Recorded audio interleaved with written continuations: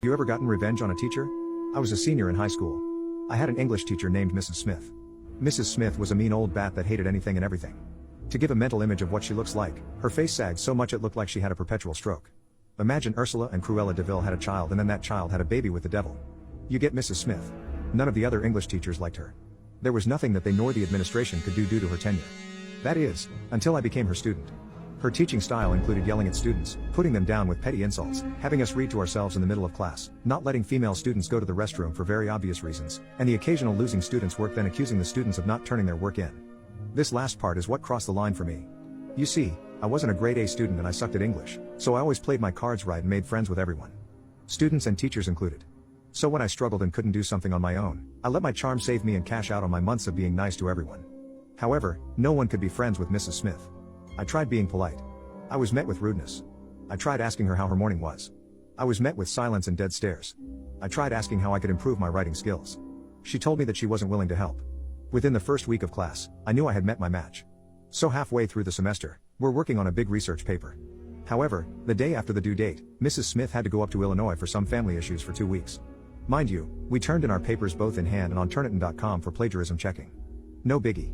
We won't get our grades back for a while, but at least we won't have to deal with her while we wait. Or so we thought. A few days after she got back, only about half of the students got their papers back.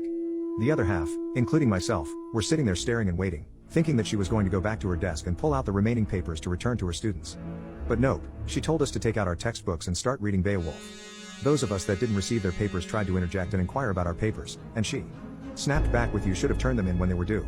In unison, we respond with, "We did." Of course, she denies it, and within a few days, our grades drop immensely.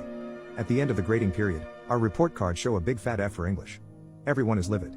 And the worst part is if you get anything below a C, you are to be moved to a lower level English class at the end of the semester. Between the zero from the paper that carried almost half of our grade and only a few weeks remaining in the semester, almost half of the class was doomed to fail out. Now, most of the students were happy with having to leave her class. There was not much they could do. But I was careful.